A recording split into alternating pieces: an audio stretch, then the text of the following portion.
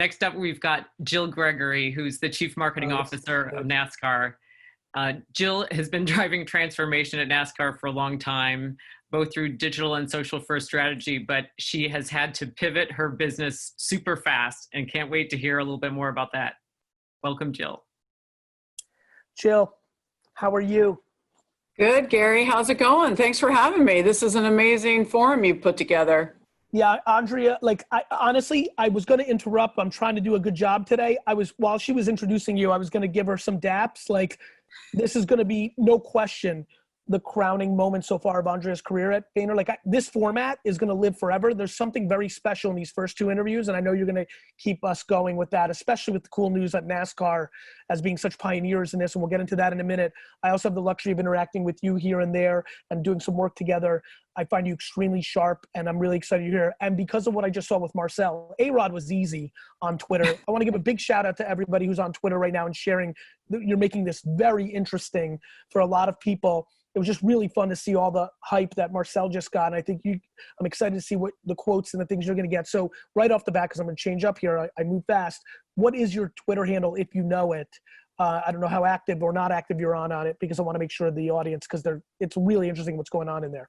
Yes, I am active. It's at Jill Gregory 6. I wouldn't say I'm the most prolific tweeter in the world, but you're about to be. You're about to be. About to be. Yes. Building my following. Here we go. So Jill, right off the bat, let's get right to the big topic. NASCAR is live and has caught an enormous amount of, excitement, attention, and so many of us needed it.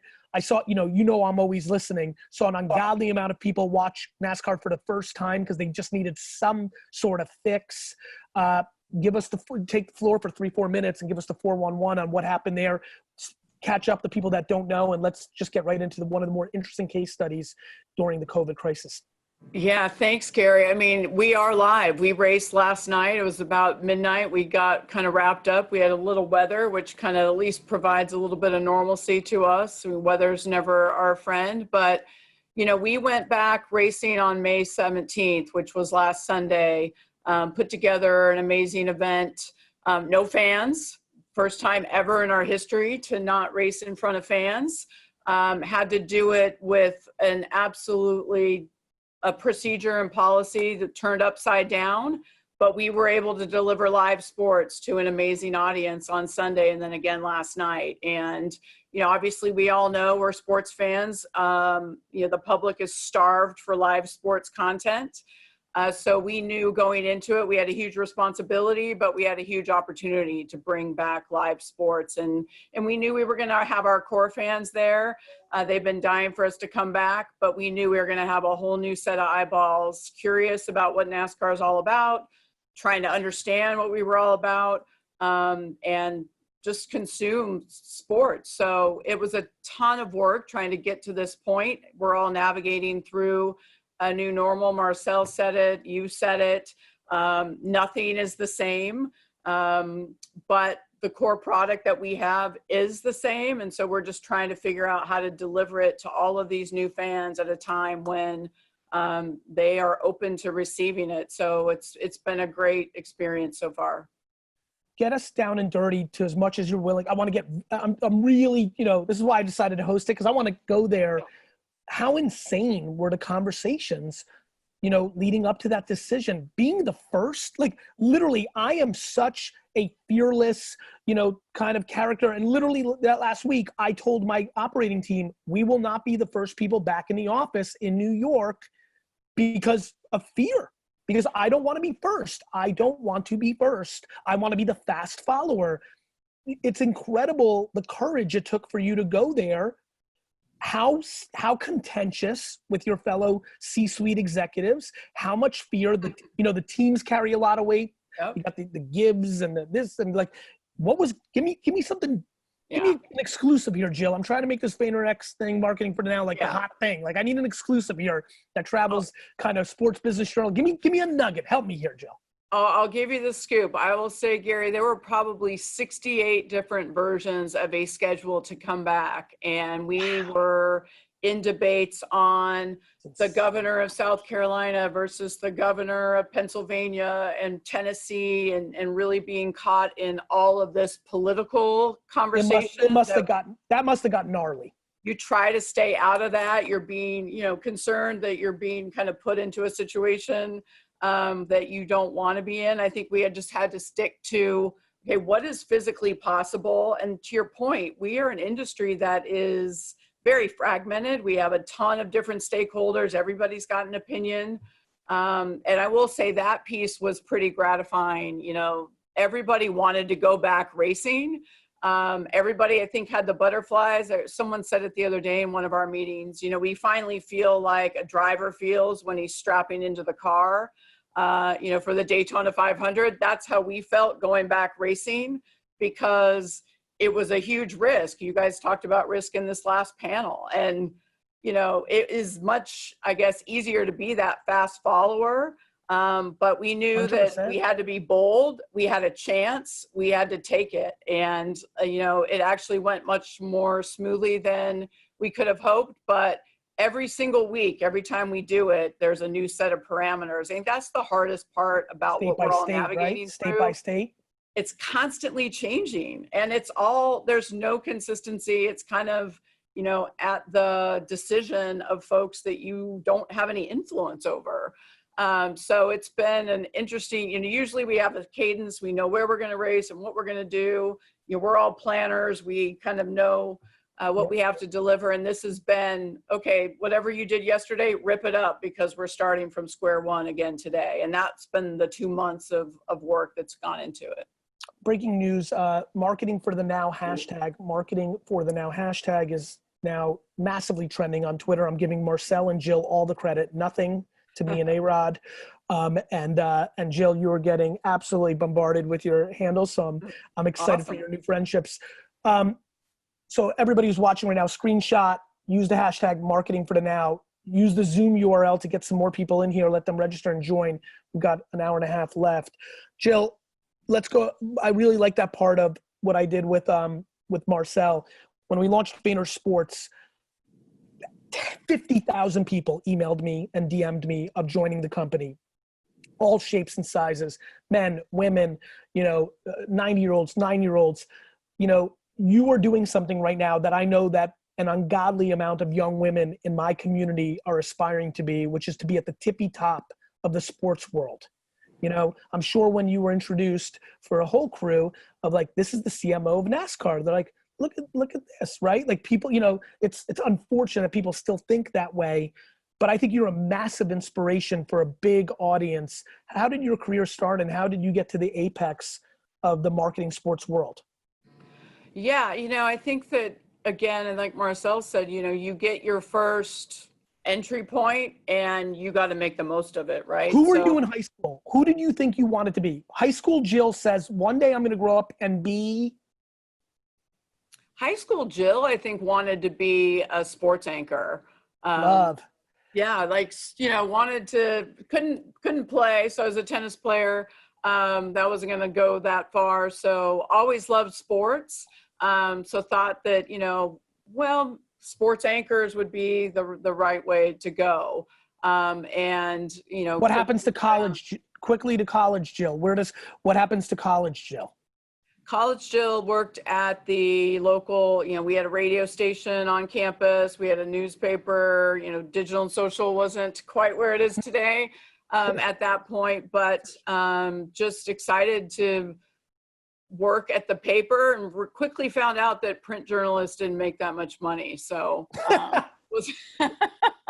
So what did early 20s Jill do?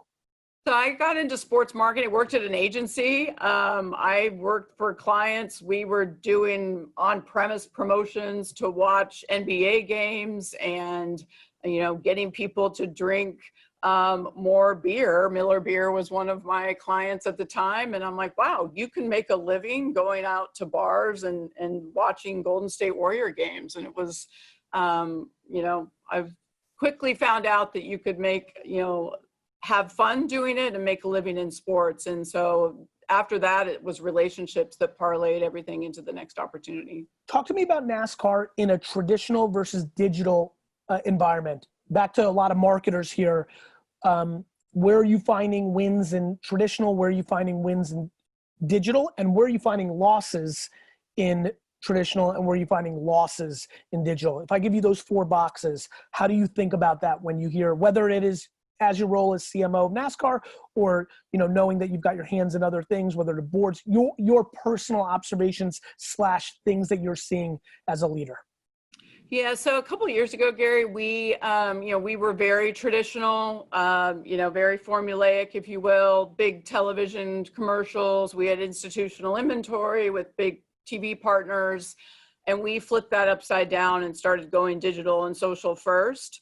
I knew that was where the personal relationship with our fans was going to be. We have millions of passionate fans. They just crave information about NASCAR, and what digital allowed us to do and social allowed us to do is bring those fans closer to the sport, learn more about the drivers, learn more about what we were doing. A great example of that, even in the last 2 months that we've been not racing, is that we had an esports partnership with iRacing. We put our iRacing platform on Fox, and millions of fans watched a virtual race on Big Fox when we were not racing at a racetrack. And so, that was huge. That was huge, and I thought had real long-term opportunities for you. What have you learned from that? Yeah.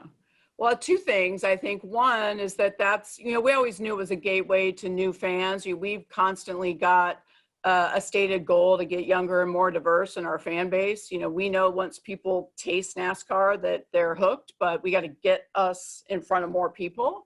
And the iRacing product is a way to do that. 2 million new fans watched the iRacing broadcast and that had never watched a NASCAR race before. So now we got to bring all those fans along when we're racing for real. And I think the other thing is that the drivers, we always knew authenticity and kind of getting that peek underneath the helmet was important.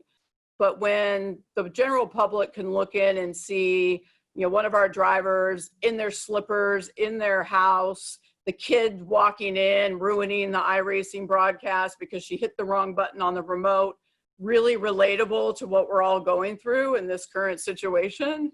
And it made those drivers more human and more interesting. And we got to do more of that as we come back online. What have you admired from other marketers? There's a lot of other marketers on here. Any brand, any commercial? We didn't do this. We work a little bit with Frito-Lay, but I saw TVC I liked from Frito-Lay. Anything from you personally? Unofficially? What we're seeing, as I saw just in our past race this past weekend, Coca-Cola broke new creative in our race, really recognizing restaurant workers, which, not a cause, probably not a national campaign that they ever would have done before. So see different brands trying to use this situation to try new things. Marcel talked about calculated risk, and it's not going to be perfect, but what do you do to make the right choice? What I'm admiring is I see a lot of brands trying something new and different and trying to turn this situation into an opportunity versus, a detriment to the business. Any back to the quadrants, anything in digital or traditional really on the scales of we're really excited about what's going on here, or we're starting to really question? I think I want to get thought leadership out of this day. And so I'm genuinely curious what your take is on the thing that's most underpriced and overpriced from a marketing standpoint, from your purview, because every business acts different. Yeah. I think what we're seeing right now is that, we knew that the digital offerings and what we can use to connect with the fans, we knew that was important. But as we're bringing a lot of new fans into our franchise now, the ability to curate different content and explain our sport to, a wide swath of fans. We can't just deliver the same information and the same NASCAR to the television viewer, to their NASCAR.com user, to our app user. AKA different cohorts, right? The young Right. Latino male on the West Coast that's into surfing is going to have to hear it differently than the 37-year-old, you know, cliche NASCAR already fan. They're going to have to hear different terminology.